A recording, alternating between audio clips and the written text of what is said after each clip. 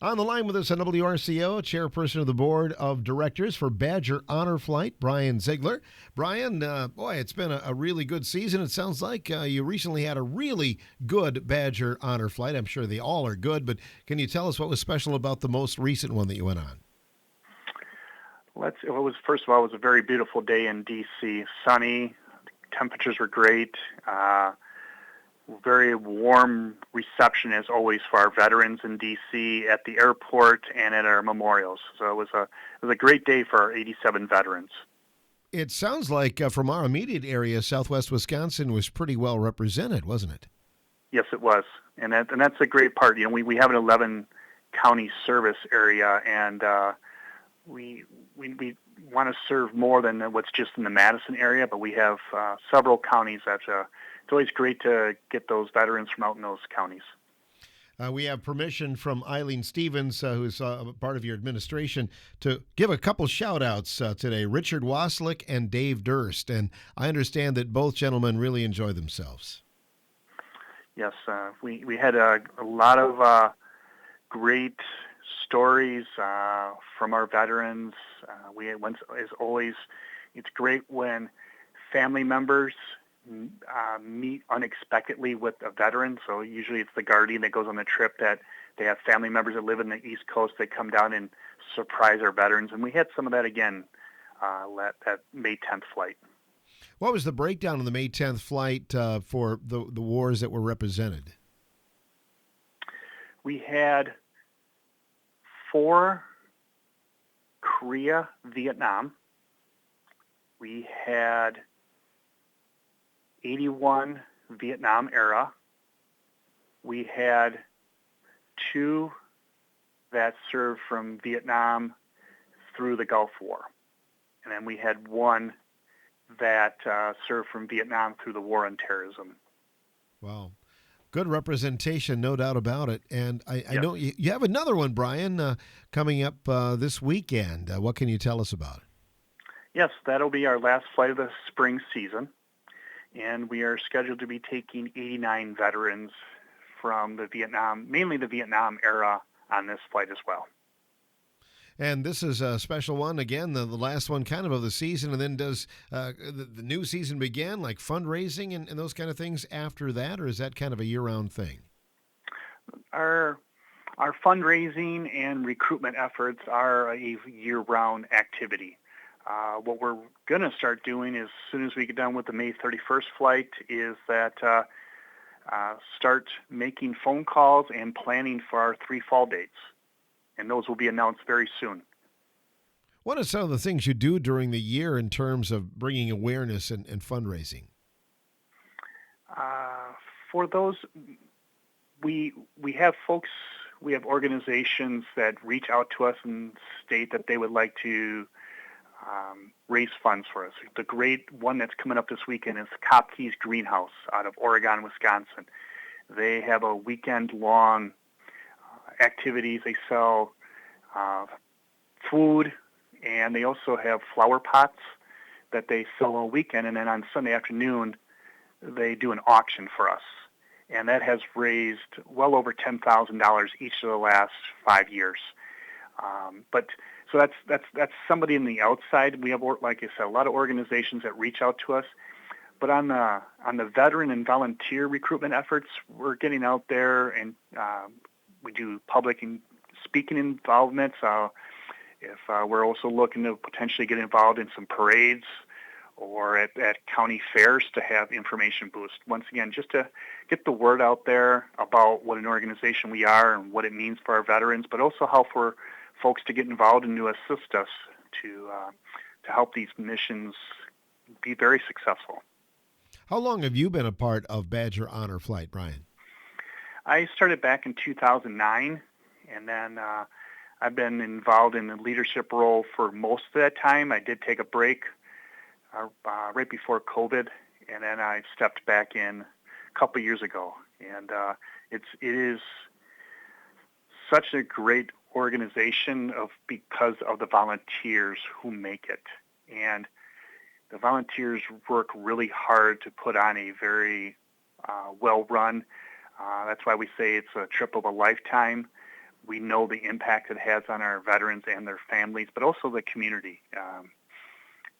And it's just, we hear that. And the best part that I love about this job, one of the best parts, is go in the grocery store and you see a veteran that went on a flight like last fall and their spouse or their families with them, and they just tell you, thank you very much for everything that you guys did. We never thought that so many people would be thinking of us so many years later.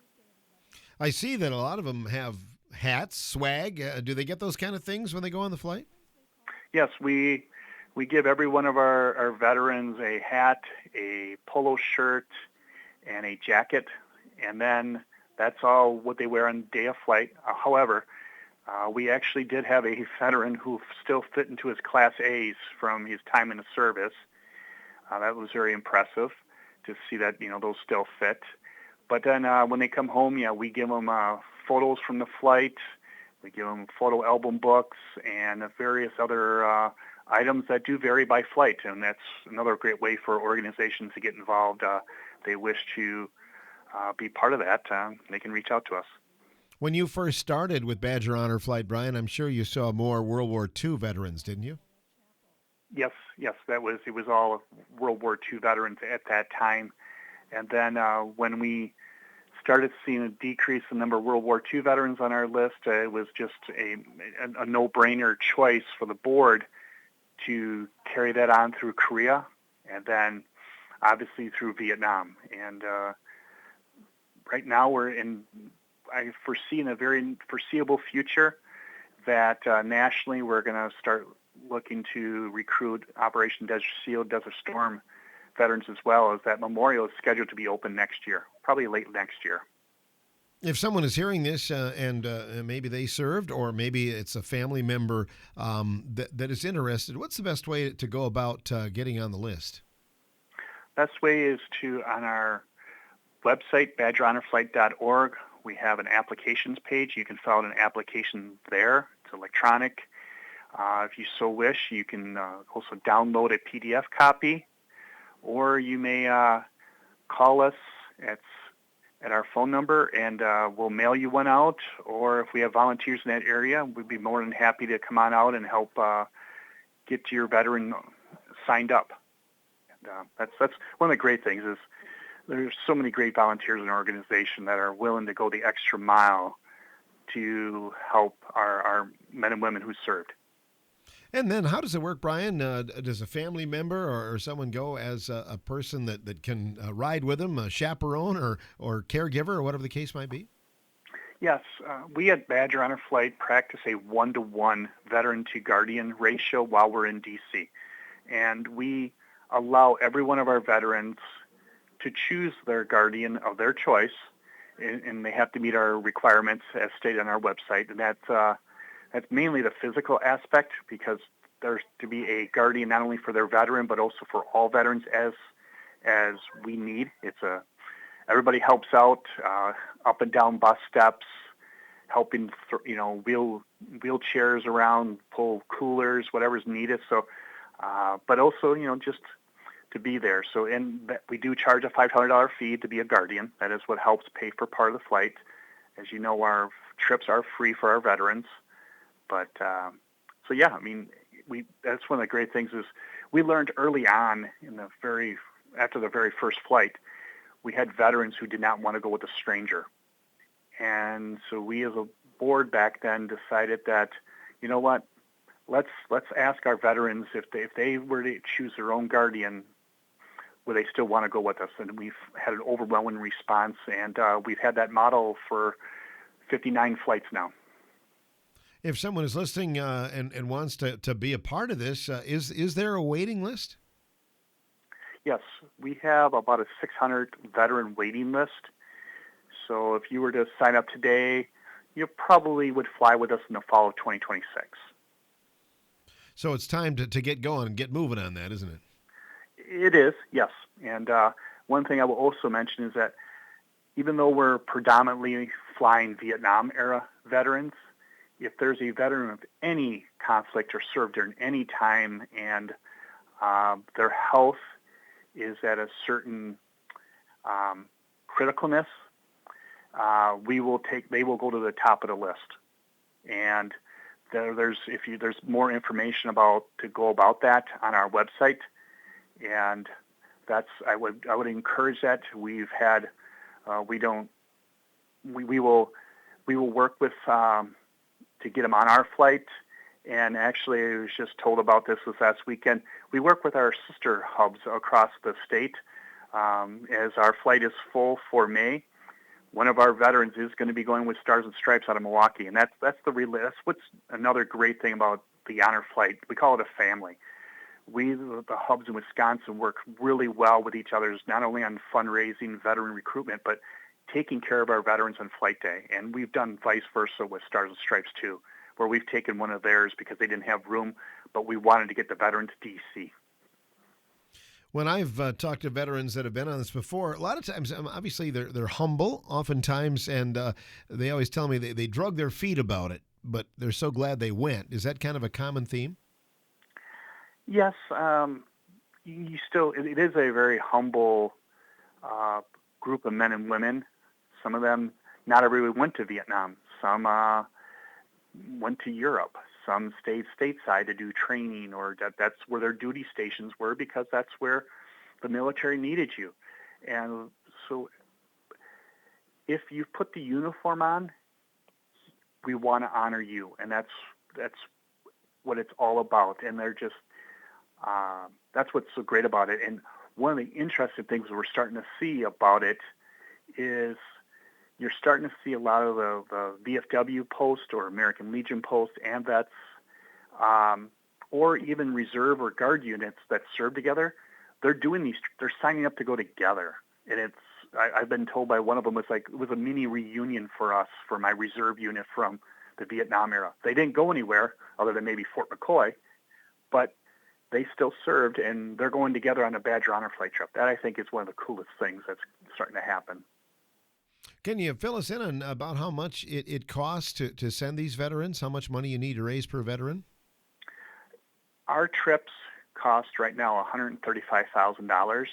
I will tell you that a great majority of that is the plane cost. And so our goal is to take about 90 veterans on a trip, which equates to $1,500 is what it costs to send a veteran on a trip to Washington, D.C. So we need to raise $135,000 to do each one of these trips. People can donate all the time, right, on your website, can't they? Yes, they can. We have a donate page, and you can just donate in general. You can donate in memoriam of someone that in honor of them. That's a great way. Or another great way is go to our website or our Facebook post. We have several events that are coming up. Go out there and support those organizations that are supporting us. And let's just pay it forward. When the veterans go to D.C. too, food and everything else is provided. Are those donations as well? No, that's all part of our $135,000 cost. However, we do have sponsorship opportunities to pay for each of those, like the food or the beverage in D.C. We've created, so it brings to a recognition to those folks or organizations that are stepping up and assisting us. Well, we appreciate you taking the time to talk to us, and we'd like to do some broadcasts maybe after the fact, maybe get some of these veterans on and share their experiences. Brian, thank you so much for what you do. Thank you for the time today, and thanks for everything you do to help continue to get the message out there about Badger Honor Flight. We greatly appreciate it. Brian Ziegler, chairperson of the board for Badger Honor Flight in Wisconsin, joining us here on WRCO's Morning Show.